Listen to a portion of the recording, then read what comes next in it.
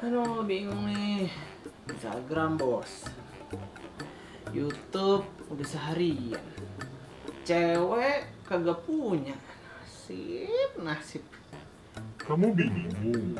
Iya nih, bingung.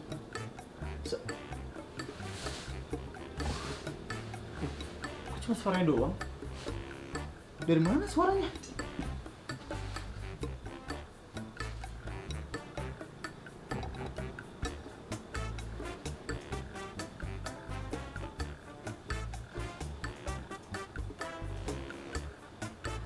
Tuh dah, tambah bingung. Bingung? Mending kamu rakit PC. Idenya bagus juga. Mau ngerakit PC spek tinggi bisa main game triple S dengan ultra tanpa nge-lag? Mau ngerakit PC yang lebih ganteng dibanding artis Korea favorit mantanmu? Kamu siap bro kocek lebih dalam lagi? Wait.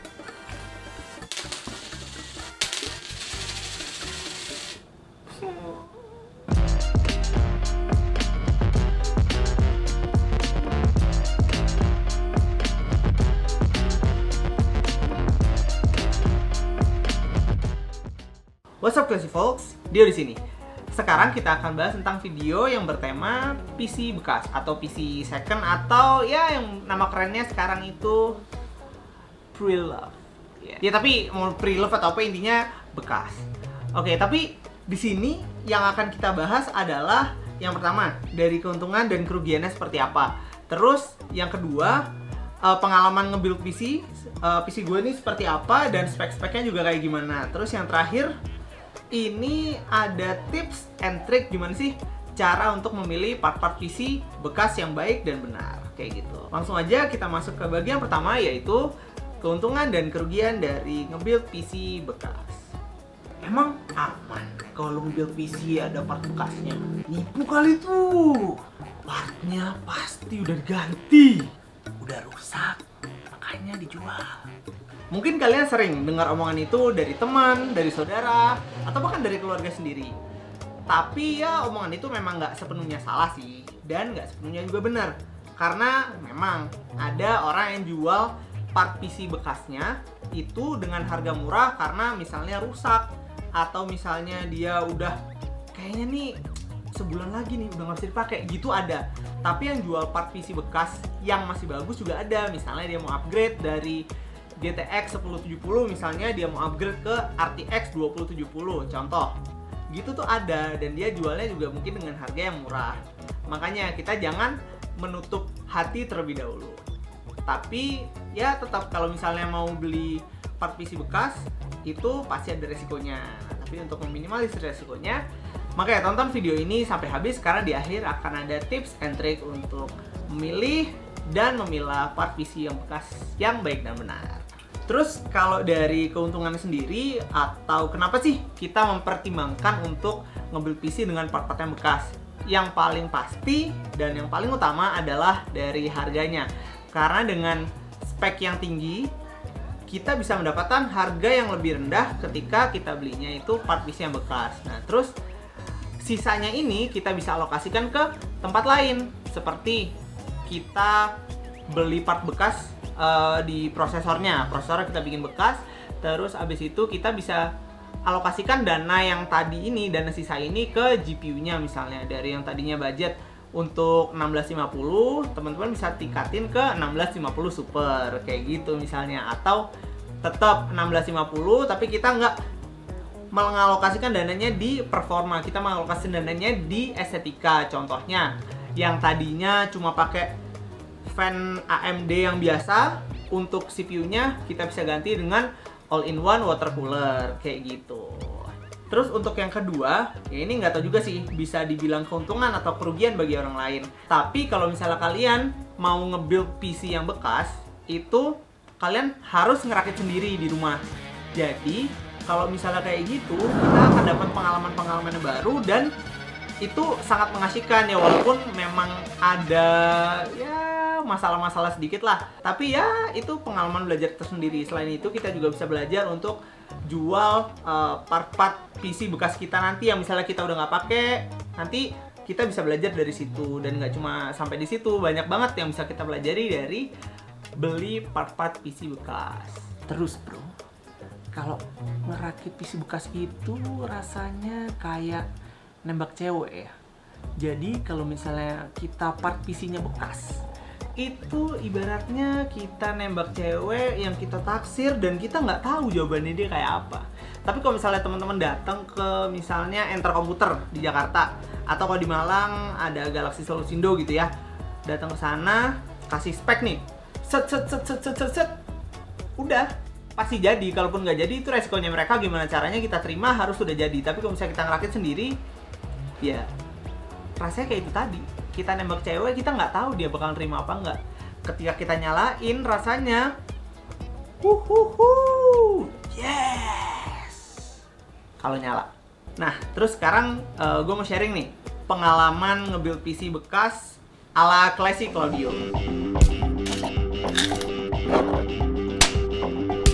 Nah kemarin sekitar 2 minggu lalu lah, gue nge-build PC dengan part-part bekas, yaitu yang pertama prosesornya gue make AMD Ryzen 5 2600. Ini gue belinya bekas, ini gue COD sama yang jual harganya 1.550.000. Kalau misalnya barunya itu sekitar 1.820.000.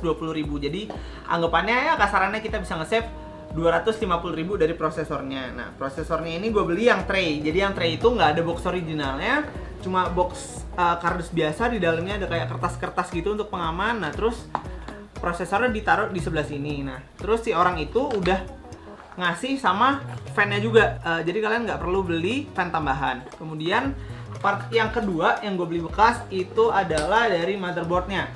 Motherboard gue pilih ASRock B450M Steel Legend. Nah kenapa gue pilih motherboard ini? Karena dia pertama kelihatannya gantel. Dia jadi di motherboardnya itu ada kayak motif-motif army gitu, digital camo. Terus dia juga ada fitur RGB-nya. Bahkan RGB-nya bukan sebarang RGB, tapi udah addressable RGB. Yang ketiga yang gue beli bekas itu adalah RAM. RAM-nya gue pilih Team T-Force 16GB yang Delta RGB yang warnanya putih. Gue pilih RAM ini karena ini cocok dengan build gue. Build gue kan temanya hitam putih.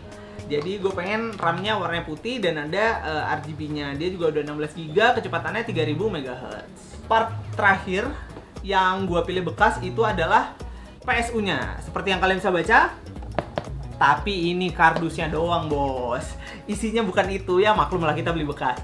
Jadi power supply yang gue beli itu adalah Cougar GX S650W 80 plus gold. Yang gold ya, bukan yang bronze.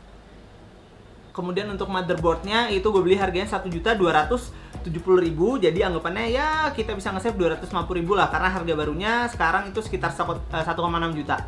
Terus habis itu yang ketiga tadi RAM-nya itu gue beli harganya 1.150.000. Untuk harga sekarangnya sekitar 1,3 jutaan. Jadi nge-save 150.000. Terus habis itu untuk power supply-nya itu gue beli harganya 630.000. Sedangkan harga barunya itu sekitar 1,1 jutaan. Jadi dari total part yang bekas itu setelah dihitung-hitung kita bisa nge-save 1 juta sampai 1,1 juta. Nah itu kan bukan duit yang sedikit, lumayan kita bisa upgrade di tempat yang lain. Part selanjutnya itu adalah GPU. Untuk GPU gue memilih GTX 1650 Super. Gue milih ini karena budgetnya pas dan gue bukan hardcore gamer yang butuh main game di FPS 240Hz atau harus main di resolusi 4K atau 1440p kayak gitu. Gue enggak, jadi gue milih 1650 Super. Sebelumnya sebenarnya udah deal sih sama orang untuk beli GTX 1060 yang 6GB harganya 1,9 juta. Tapi H-2 gue COD sama dia udah dijual ke orang lain. Kan ngeselin ya, gini lah yang bisa kita pelajari dari terjun di dunia jual beli part second hand. Terus untuk storage, gue memilih ini Kingston A400 240GB.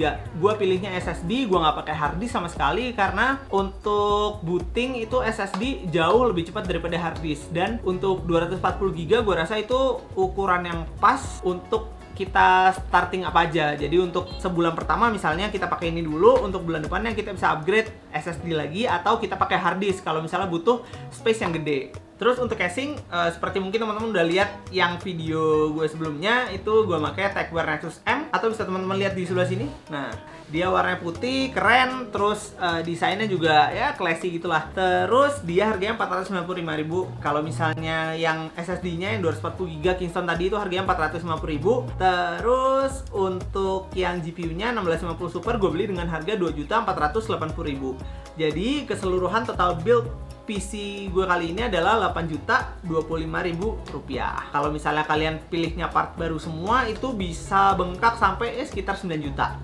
Nah, makanya dana save 1 juta tadi gue alokasikan ke tempat yang lain, yaitu yang pertama untuk fan casingnya gue pakai ini dari Aigo Dark Flash DR12 Pro.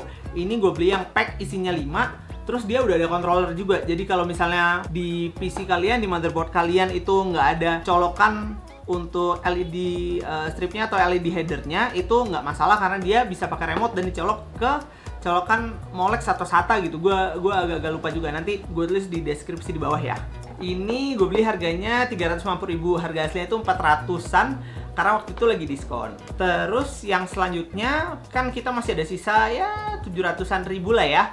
Nah, ini gue belikan ID Cooling ChromaFlow 240. Gue pilih ID Cooling ini karena performanya lumayan ya, walaupun suaranya agak tinggi sih desibelnya, tapi dia ini udah bagus banget. Terus untuk kabel ininya dia juga bagus. Terus abis itu dia udah dukung addressable RGB dan dia harganya murah. Kemarin ini gue beli harganya 735.000. Ya, harga aslinya itu sekitar 785 sampai 800.000 tergantung kalian belinya di mana. So, dengan semua spek utama ditambah spek tambahan tadi, total build PC gua ini ngabisin dana sebesar 9.110.000 rupiah. Yang mana kalau misalnya kalian belinya itu partnya baru semua, itu 9 juta nggak akan dapat fan RGB sama nggak akan dapat all-in-one water cooling. Terus kalau misalnya dari pengalaman sendiri, itu ngerakit PC dari jam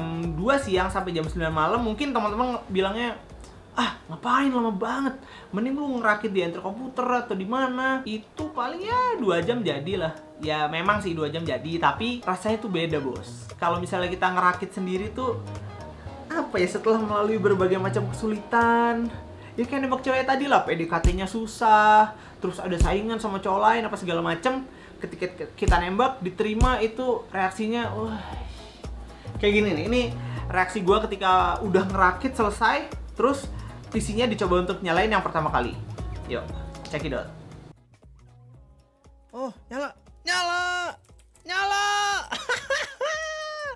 nyala.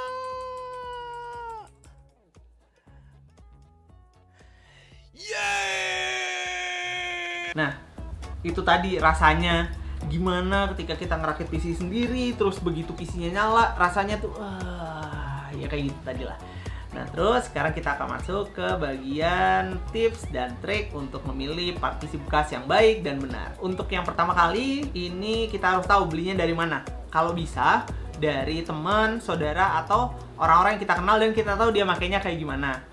Itu yang paling bagus. Kedua, kita bisa COD sama orangnya, kita coba di tempat, kalau misalnya cocok, langsung dibayar, kita bawa pulang. Kalau misalnya yang 2 tadi ini nggak bisa ya, yang ketiga itu kita bisa beli di online shop, contohnya Tokopedia, terus Bukalapak yang menjual part-part bekas, dan cari toko yang terpercaya. Dia dikirim, barangnya udah sampai di tempat kita langsung coba. Kalau misalnya nggak bisa, kan di online shop itu ada fitur komplain atau nanti bisa bahkan balikin uangnya, bisa balik 100%. Kemudian tips yang nomor 2 adalah kita harus tahu pemakaiannya seperti apa. Kalau misalnya teman kita atau saudara kita yang punya sebelumnya, kita pasti tahu kan dia makainya untuk apa. Tapi kalau misalnya kita nggak tahu, kita tanya sama yang punya, dulu dipakai buat apa sih?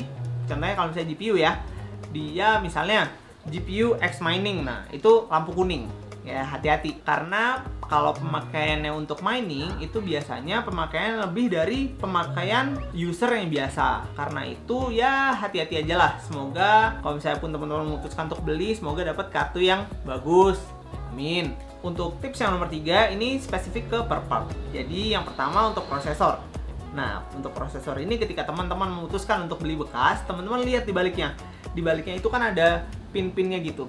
jangan sampai teman-teman udah beli prosesor ternyata pinnya ada yang lepas. Kalau pinnya ada yang lepas, kemungkinan besar prosesornya nggak akan bisa dipakai karena satu aja pin lepas sudah parah dan betulinnya susah banget. Kemudian untuk prosesor, teman-teman juga bisa tanyakan ke owner sebelumnya, ini pernah di overclock apa enggak. Kemudian lanjut ke part yang selanjutnya, yaitu GPU. Untuk GPU ini agak tricky sih, kayak yang tadi udah gue sampaikan.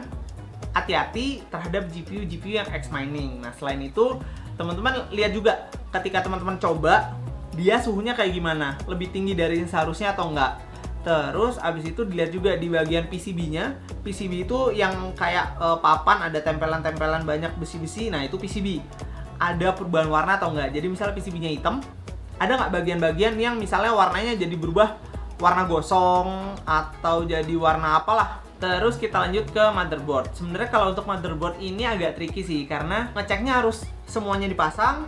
Terus kita lihat dia nih ada colokan-colokan yang rusak atau enggak, ada bagian-bagian yang nggak bener atau enggak. Tapi kalau misalnya dari luar aja, ketika motherboard pertama datang, dilihat dulu fisiknya. Ada bagian yang misalnya patah atau enggak, ada yang copot atau enggak, ada yang bengkok atau enggak. Atau yang sering ini, jadi motherboard itu kan plastik ya. Nah, ketika owner pertamanya misalnya baut terlalu kenceng, nah itu bagian yang dibaut itu bisa rusak. Nah, mungkin teman-teman bisa fokusin di bagian situnya ya, dilihat yang bagian bautnya ada yang rusak apa enggak. Terus abis itu ada RAM. Nah, untuk RAM ini kalau setahu gua, jadi dia antara nyala atau nggak nyala. Jadi ketika teman-teman coba jebret pasang nyala, oke. Kalau jebret pasang nggak nyala, balikin. Udah. Kayak gitu. Selanjutnya kita masuk ke power supply. Nah, power supply ini adalah bagian yang penting dalam komputer, tapi terkadang sering kita lupakan atau kita ya yang murah aja lah, yang murah aja. Yang penting GPU-nya pakai RTX 2060 kayak gitu contohnya. Padahal PSU ini adalah bagian yang penting. Jadi kalau misalnya kalian punya GPU yang bagus, power supply-nya abal-abal, nah si power supply ini bisa ngerusak si GPU-nya kayak gitu. Makanya untuk power supply, teman-teman bisa cek di johnnyguru.com atau coba cari di Google PSU tier list Linux kayak gitu. Nah, di situ nanti ada tulisannya PSU yang bagus tuh yang mana aja sih, sesuai kebutuhan teman-teman. Kemudian ada storage. Storage ini entah teman-teman pakai hard disk atau SSD, ditanyakan pemakaian sebelumnya tuh untuk apa? Untuk pemakaian server atau untuk pemakaian biasa. Nah, terus dari situ misalnya udah datang, teman-teman bisa cek. Dia bisa cek di hard disk Sentinel atau bisa dicek di Crystal Diskmark. Nah, di situ nanti kalau di hard disk Sentinel bisa ngelihat dia kesehatan dari si storage-nya seperti apa. Terus kalau di Crystal Diskmark itu teman-teman bisa lihat performanya dia seperti apa. Jadi misalnya ngopi file kecepatan sekian, ngerit kecepatan sekian, itu ada semua. Jadi kesimpulannya baru atau bekas. Sebenarnya kalau misalnya di sini gue cuma bisa ngasih tahu keuntungan dan kerugian dari ngambil part bekas sama sharing sedikit pengalaman gue ngambil PC dengan part-part bekas. Untuk keputusannya itu sepenuhnya ada di tangan teman-teman semua. Cuma kalau misalnya gue pribadi, kalau misalnya ada part bekas yang bagus, gue akan memilih part bekas yang bagus itu tadi. Karena kemarin sekitar seminggu lalu gue tuh baru beli storage tambahan. Jadi yang pertama itu gue beli ini hard disk Barakuda yang MFI. Yang MFI itu yang resmi. Dia harganya 600.000, dapat yang 2 TB. Nah, memang ada sih yang baru harganya sekitar 600 ribuan juga, tapi itu bukan yang MFI. Nah, terus selain hard disk gue juga beli ini SSD M.2 yang SATA 1 TB dengan harga 1,3 juta. Nah, ini murah banget sih. Karena sekarang itu harga SSD lagi naik memang. Untuk 1 TB yang SATA itu mungkin 1,5 atau 1,6 jutaan. Sedangkan yang M.2 jadi yang versi lebih mahal lagi memang. Untuk toko tempat gue membeli kedua barang ini udah gue taruh di link bagian bawah. Yang dagangnya kocak, bisa ditawar-tawar, ya lucu, pokoknya ya asik lah. Dan di sana barangnya juga lumayan bagus. Nanti ini akan gue masukkan ke PC gue cek, terus nanti hasilnya gue taruh di bawah. Sekian video dari gue. Kalau misalnya kalian suka dengan video ini, bisa klik tombol like atau komen di bawah. Jangan lupa untuk subscribe. Dan akhir kata, Dio pamit. And folks, stay classy. Bye. Woo!